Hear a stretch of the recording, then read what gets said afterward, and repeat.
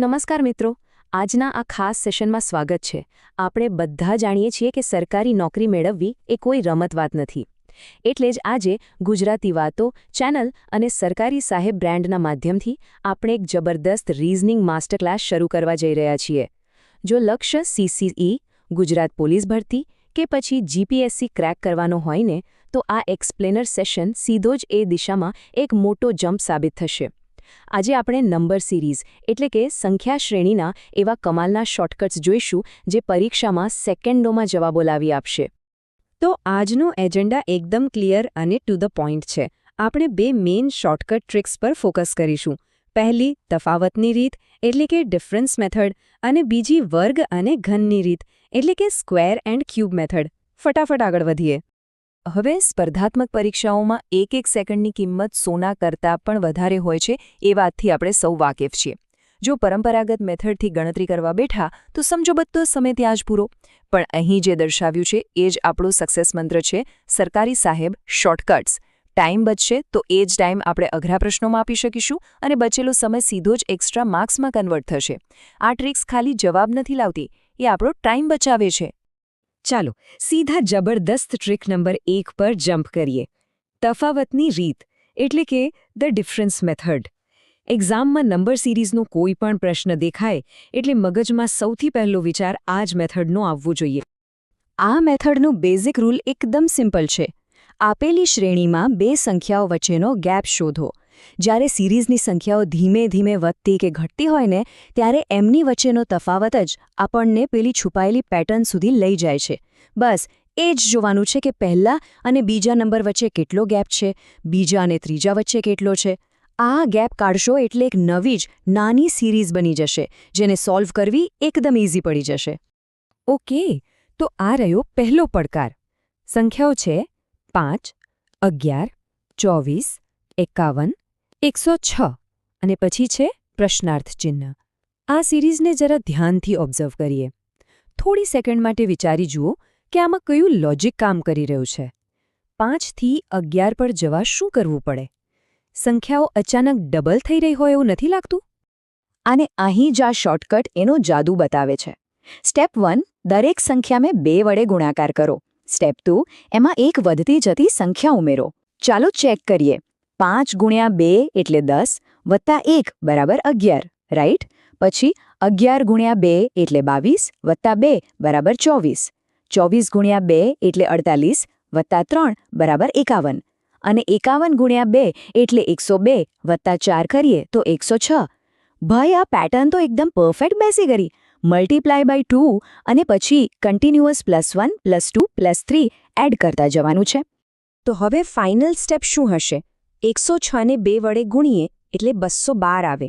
હવે આપણી પેટર્ન મુજબ અગાઉ 4 ઉમેર્યા હતા, તો આ વખતે સીધા 5 ઉમેરવા પડશે. 212 વત્તા 5 બરાબર 217. એકદમ સચોટ અને સુપરફાસ્ટ. આ ડિફરન્સ મેથડ અને ગુણાકારના લોજિકનું કોમ્બિનેશન ગણતરીની સેકન્ડોમાં જ સાચો જવાબ લાવી દે છે. ચાલો હવે મૂવ થઈએ આપણી નેક્સ્ટ મેથડ તરફ. ટ્રિક નંબર 2, વર્ગ અને ઘનની રીત યાની કે સ્ક્વેર એન્ડ ક્યુબ મેથડ. ઘણીવાર ખાલી ગેપ શોધવાથી મેળ નથી પડતો. સંખ્યાઓ કોઈ નોર્મલ સ્પીડે નહીં પણ રોકેટની જેમ વધતી હોય છે. ત્યાં આ બીજી ટ્રિક બ્રહ્માસ્ત્ર સાબિત થશે. પણ હા, એક વાત ખાસ નોંધી લેજો. આ શોર્ટકટ માટે એક બહુ જ મોટો ગોલ્ડન રૂલ છે, એક કડક શરત છે. આપણે 1 થી 30 સુધીના તમામ સ્ક્વેર્સ અને 1 થી 15 સુધીના તમામ ક્યુબ્સ મોઢે યાદ રાખવા જ પડશે. રાતે ઊંઘમાંથી ઉઠાડીને કોઈ પૂછે ને તો પણ જીભના ટેરવે હોવા જોઈએ. જો આ નંબર્સ મગજમાં પ્રિન્ટ થયેલા હશે ને તો પ્રશ્ન જોતા જ લાઇટ થશે કે અરે, આ તો ફલાણી સંખ્યાને વર્ગ કે ઘણની આસપાસનો જ આંકડો છે. આ કોઈ ગોખણપટ્ટી નથી, આ એક્ઝામ પાસ કરવાનું સ્માર્ટ ઇન્વેસ્ટમેન્ટ છે. ચાલો હવે આ ગોલ્ડન રૂલને પ્રેક્ટિકલી અપ્લાય કરીએ.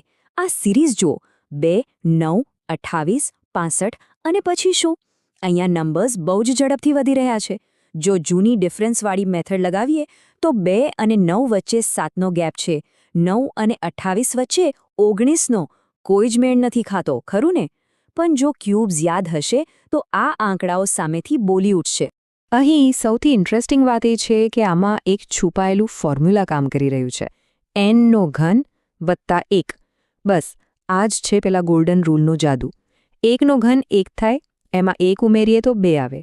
2નો ઘન 8 થાય, વત્તા 1 કરીએ તો 9. 3નો ઘન 27, વત્તા 1 બરાબર 28. અને 4નો ઘન 64, જેમાં 1 ઉમેરીએ તો 65 મળે. સિમ્પલ લોજિક છે. જો ઘન યાદ હોય તો આખી સિરીઝ ચપટી વગાડતામાં ડીકોડ થઈ જાય. તો પછી આપણો જવાબ પણ એકદમ ક્લિયર છે. આપણે 4ના ઘન સુધી પહોંચી ગયા હતા. હવે વારો છે 5નો.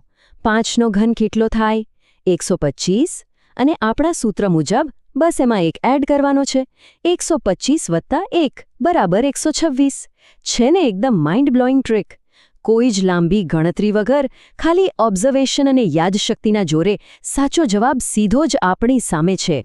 તો મિત્રો, આજના આ સેશનમાં આપણે લાઈવ જોયું કે રાઇટ ડિરેક્શન અને સ્માર્ટ ટ્રિક્સ એક્ઝામમાં કેટલો મોટો ગેમ ચેન્જર બની શકે છે. હવે નેક્સ્ટ સ્ટેપ શું હોવું જોઈએ?